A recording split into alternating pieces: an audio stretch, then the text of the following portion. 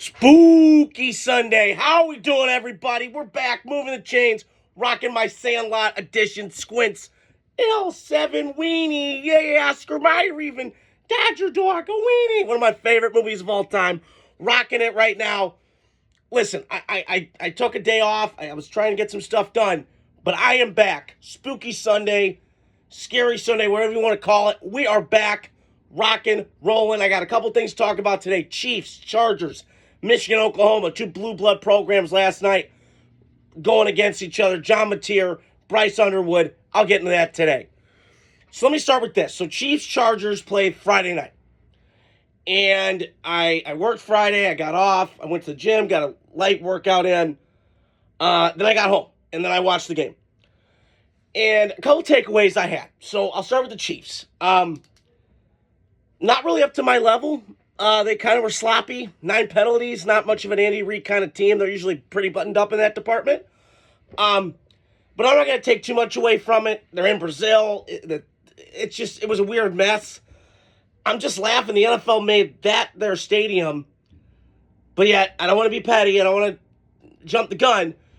But last year in Brazil, when the Packers and Eagles played, you made it like a shit stadium. I don't get it. Because I feel like Chargers and, Chiefs are pretty big. Chiefs more so big brand than the Chargers. But ever since they added Harbaugh, the marketing and the advertising and all that stuff has gone through the roof. So I just don't understand that.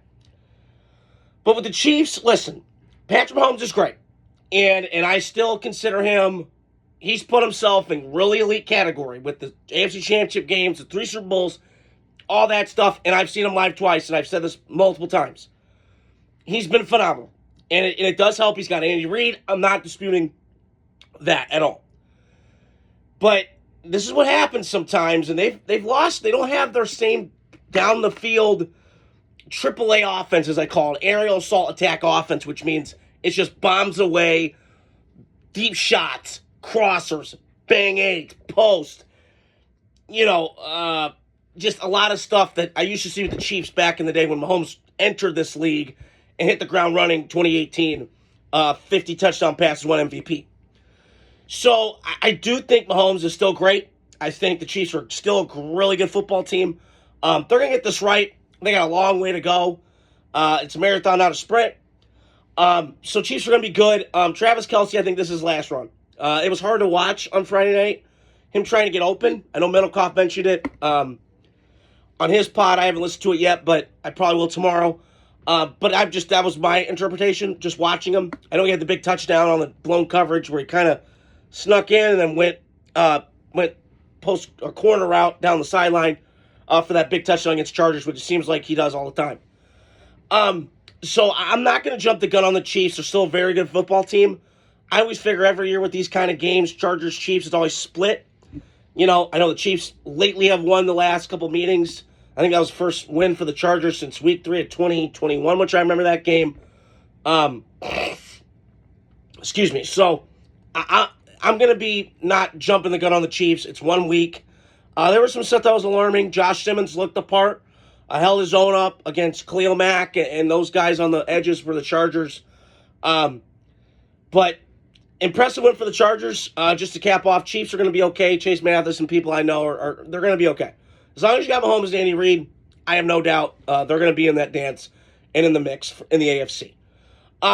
Speaking of the Chargers, they impressed me. Listen, I'm a Herbert guy. I watched them against Wisconsin in the Rose Bowl 2019. I know that the passing wasn't really there, but the running was there at 3 touchdowns. And made Wisconsin players that are pretty good athletes look silly. And when I watch Herbert, I don't have a comp for him. I know Lenore Sellers, my guy. He's Dante Culpepper to me, body type, the way he plays, the way that just plays that pop off your TV screen. Herbert, to me, I heard was robotic coming out of college, and I get it. But there's something about him. Every time I watch him, he just fits the part, man. And I think the Chargers are lucky. And I feel like they're kind of in this like Green Bay kind of mold where it's like they get the quarterback right, like nobody talks about it. They've had Drew Brees, they've had Phillip Rivers, and they've had this kid. And I think it's incredible what they've done. Listen, they're going to be fine with Harbaugh. I think I said it last year after the Chief Charger game. Chargers win Kansas City last year at Sunday Night Football. In a couple years, they're going to get this thing right, and they're going to win a Super Bowl. I still believe that to my core, as much as it pains me. I'm a Raider fan. I'm recording this before the Raiders play the Patriots. But my point is, they got a team right now. And when I watched that game the other night, the way that defense was flying around, that Henley guy at linebacker, and just their D-line and physicality and their offensive line holding their own against the Chiefs. They had some struggles with Chris Jones, no doubt about it. They put him on the edge. They put him at defensive end. They move him around with Spags and the creative and the exotic blitzes that he brings. Excuse me. But I still am sold on the Chargers. I think they're a good football team. I love that they added some weaponry now for Herbert to go bring back Keelan Allen.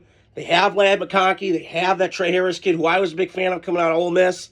Last year, big play threat, big body, unique size and build to kind of get through and stuff. So, if they can get some tight end production, I just feel like the Chargers are right there.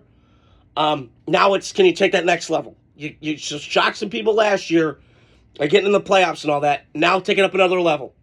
And if you can do that, I think the Chargers are set. So, just to recap, Chiefs are going to be good. I don't doubt it. They got Reed, Mahomes, the Hunt family. Brett Veach does an excellent job drafting. They'll get that right. And it's a long way to go. And then the Chargers just keep building. It's hard to watch him and Slater and Alt not on the same field together. But they held their own on Friday night, and I got to give the Chargers credit. They played with physicality. They played more urgency. And good win for the Chargers. They snapped that 8-game losing streak to the Kansas City Chiefs. So a game I want to touch on last night, I want to dabble a little bit in college, is I watched most of the Michigan-Oklahoma game last night. And it was so cool. I mean, those two blue bloods. I've been watching football for 18 years. Those schools have always, to me, been the blue bloods of college football. We talk about Ohio State. We talk about Notre Dame football. Alabama for that run with Nick Saban. Georgia. We kind of throw away Michigan, Oklahoma. Those are two blue bloods, a lot of history, a lot of legacy, a lot of NFL players on both sides, traditions that are unlike no other. Michigan, and then you got Oklahoma, Boomer Sooner.